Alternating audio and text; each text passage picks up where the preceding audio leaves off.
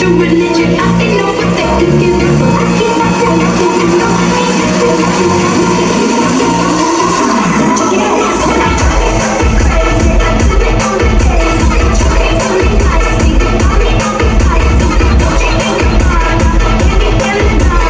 บายดีพี่น้องสวัสดีค่ะพี่น้องจ้ามื่อนี้มาพบกับซ่องสาวหลาชาแนลอีกแล้วเด้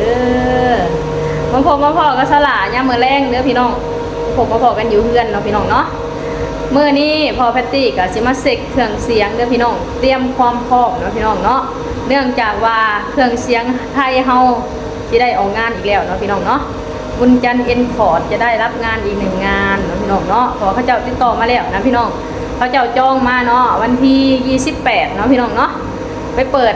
เครื่องเสียงงานแต่งของเขาเจ้าเนาะพี่น้องพอไปตีก็เลยเคลียร์งานเผื่อสิ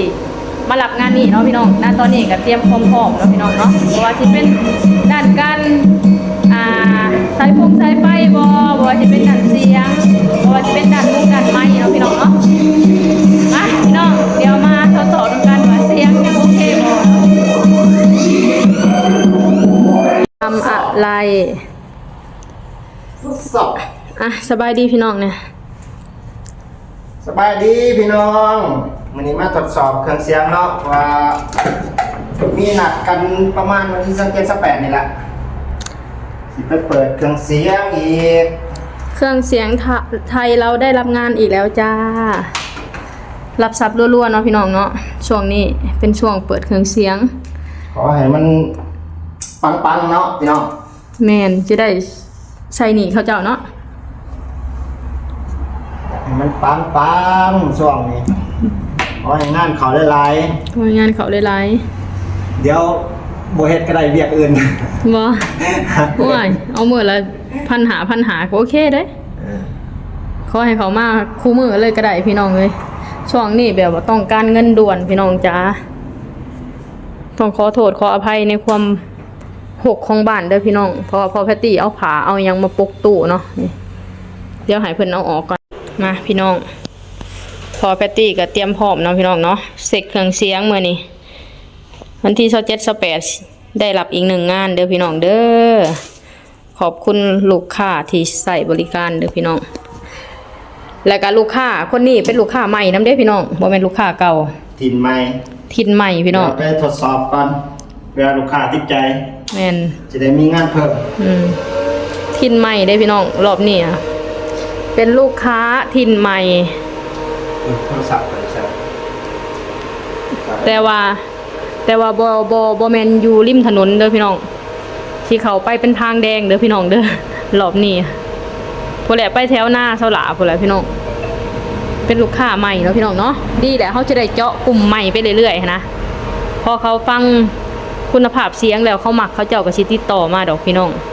เพราะว่าเสาหลาก็บ่ได้เอาแพงเนาะเสาหลาเอางานละ1,500เพราะเสาหลามีแค่ตู้ไปเปิดนะเขาเจ้าต้องหามือคีย์บอร์ดเองหานักร้องเองนะพี่น้องพอได้อยู่ได้กินเนาะพี่น้องเนาะเดี๋ยวพอแพตตี้สิทดสอบนะพี่น้องทดสอบคุณภาพเสียงทดสอบแต่ละอย่างนะว่ามันพร้อมบ่เพราะว่าก่อนมือไปเปิดเฮาต้องเตรียมพร้อมเนาะพี่น้องเนาะเป็นพวกไม้เป็นพวกสายไฟอย่างแบบนี้นะพี่น้องเฮาต้องเตรียมพร้อมเนาะ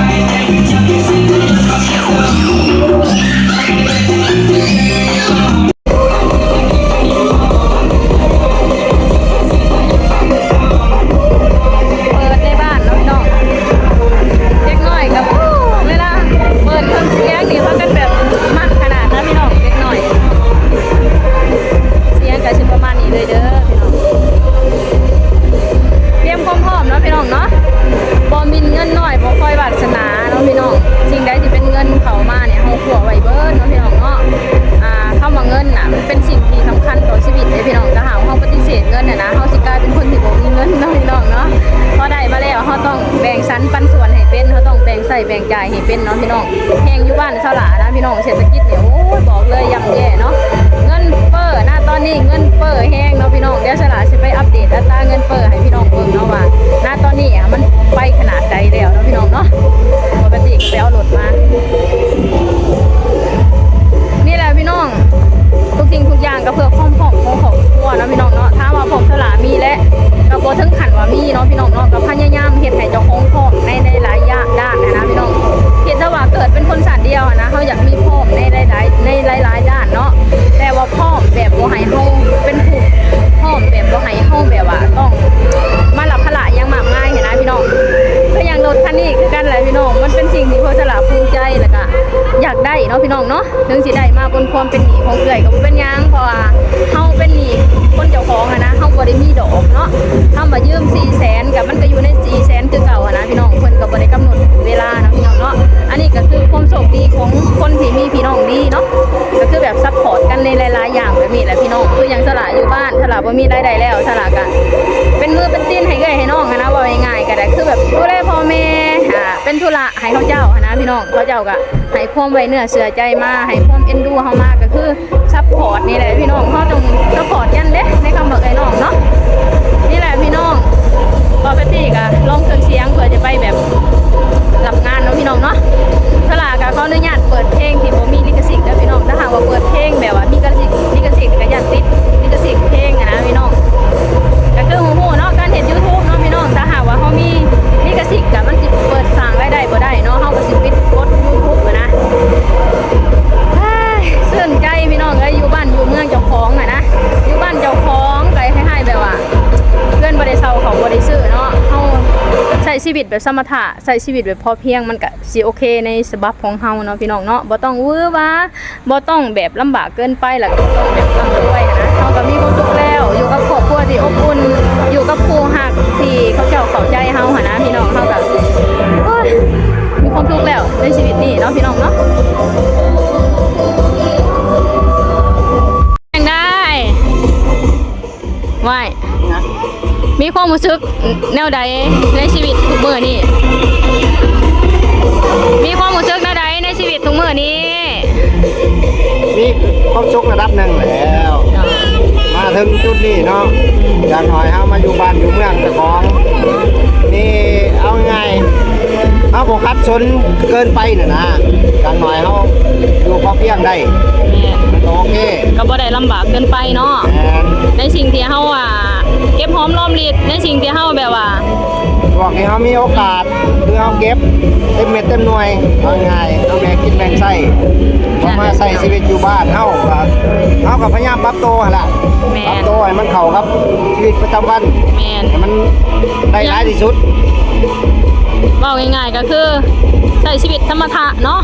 บ่ได้ฟุ้งเฟ้อแล้วก็บ่ได้แบบลำบากเกินไปใช้ชีวิตบนความแบบพอเพียงเนาะมีแบ่งกินแบ่งเก็บแบ่งใช้เนาะที่สำคัญก็คือ ก็ ใช้ชีวิตให้มีสติ ก็แบ่งกินกับส่วนหลายแบ่งเก็บส่วนน้อย อย่างน้อยเฮายังมีเก็บเอาง่าย ยังมีเก็บยังหน่อยเฮาบ่ได้ดึงเงินที่เฮาหามาใช้ว่าง่ายๆเงินเย็นเฮาก็ยังนอนไว้อยู่เงินเก็บเฮาก็มีเก็บเข้าไปทีละเล็กละน้อย แต่เฮาใช้ชีวิตในชีวิตประจำวันเฮาบ่ได้ลำบากเนาะ แม่น มีความสุข โอ กั เคน เหรอ แล้วสำ มีความสุขกันเหรอ มันอยู่บ้านอยู่เมืองเฮาอันนี้ว่าทำงานกรุงเทพมันก็อีกชีวิตหนึง แต่ความสุขอีกแบบหนึง แต่ ก็ ละเว้ ว่าน แหละ งานแต่ละมื้อแต่ละเว้นเฮาก็ต้องมุ่งใช้แต่งานอย่างเดียว แม่น อันนี้เรื่องเก็บเงินเก็บค่ำกับแม่นมันก็สิได้หลายกว่าเฮากินเฮาอยู่เพราะว่าเงินมันสูง เงินมันสูง บัตรส่วนอยู่ลาวเฮาผัดเงินมันบ่สูง แม่น แต่ค่าของชีพมันก็สมควรอยู่ แพงกว่าอยู่ไทยแพงกว่าอยู่ไท กลาย ย เป็นว่าแต่ก็ว่าแบ่งกินหลายกว่าแบ่งเก็บ แม่น ใส่ใจในครอบครัวแหละบ่ได้ไปใช้ดอก ก็อย่างไปออกงานนี่ไปออกวันที่เท่าใด ออกงานก็ถ้าเบิ่งนะ วันที่ ประมาณวันที่แต่เฮาต้องไปสแตนด์บายแต่วันแรกวันที่27เนาะ เราต้องไปตั้งตู้ไว้แต่ตอนแรก27 นั่นแหละแล้วก็ง่ายๆมีโอกาสอีกอันใดก็คือขั้วอันนั้นเนาะ แม่น เพื่อยังเอา พื่อยัง เอาทุกอย่าง เพื่อยัง เพื่อลูกเพื่อเมียนี่แหละ เพื่อลูกเพื่อเมีย เพื่อคนน้อยนี่คนน้อย ไป นี่ ใส่กระบะไป คนน้อย อันนี้ก็ลูกชายหล่าเฮาเด้อพี่น้องรถทำรถคูณของเฮาอันนี้ก็คือความพร้อมมาอีกก้าวหนึ่งของชีวิตเนาะพี่น้องเนาะทั้งนั้นก็เปิดเพลงไว้ เป็นยังไงพี่น้องเสียงโอเคบ่ดังออกมาหอดด้านนอกบ่พี่น้องมี FC เพิ่นบอกว่าเปิดในบ้านไม่กลัวเพดานทะลุหรอบ่เด้อพี่น้องเพราะว่าเพดานเนี่ยสลาค่อนข้างสิเฮ็ดแบบมั่นคงเนาะเพราะว่าไม้ก็สลาใส่แบบไม้ใหญ่เลยหันนะพี่น้องก็เลยสิบ่ค่อยกังวลเรื่องเพดานเนาะพี่น้องเนาะนี่คือความสุขของครอบครัวพี่น้องเอ้ยบ่ได้ร่ำบ่ได้รวยแต่ก็มีพอกินพอใส่เนาะอันนี้ก็เป็นเพื่อนเป็นซ่านของเฮาเนาะพี่น้องเนาะความพร้อมเดี๋ยวสลาสิถ่ายให้เบิ่งปุ่มหนาเด้อพี่น้องเด้อนี่พี่น้องกระปุ่มหนาเนาะชีวิตเอาอีหยังหลายกับชีวิตพี่น้องเอ้ยอยู่กับครอบกับครัวมีความสุขถูกต้องป้องดองกันพี่น้องเพิ่งพาอาศัยกันได้นี่แหละคือคนที่โชคดีประมาณนี้แหละพี่น้องสิ่งที่แปลกเพิ่มเติมขึ้นมาก็คือมีรถคันนี้เนาะพี่น้องเนาะมาเติมเต็มเฮ็ดให้ความรู้สึกของเฮาแบบมันคงขึ้นแล้วก็มีความสุขขึ้นเนาะพอแพตตี้ก็เวลาเพิ่นก็บ่ได้ว่างเนาะพี่น้องเพิ่นก็เฮ็ดเวียกเนาะเฮ็ดเวียกก็เฮ็ดเรือนเฮ็ดซ่านให้เอื้อยให้น้องนี่แหละหลังจากที่มีงานเครื่องเสียงมาเพิ่นก็ต้องเขาไปรับงานเนาะพี่น้องเนาะแล้วก็เบรกเวียกไว้แล้วก็ไปรับงานเครื่องเสียงเนาะพี่น้องบอกว่าเป็นยังเพราะว่าเอาไว้ง่ายเฮาบ่ได้ไปเป็นลูกจ้างเขาเจ้าค่ะนะเฮาเฮ็ดงานเฮาเองก็เลยค่อนข้างที่สะดวกสบายในการแบบรับงานคือแบบนี้เนาะพี่น้องเนาะคือช่วงนี้ก็สิมีพวกงานแต่งงานขึ้นเฮือนใหม่งานผูกแขนก็พอได้อยู่เนาะพี่น้องก็บ่หลายดอกปีนึงก็รวมๆก็ได้อยู่5-6งานเนาะปีนึงก็ 7-8,000 บาทก็พอได้อยู่พี่น้องเอ้ยพอได้เพิ่มได้เพิ่มได้เติมกันเนาะ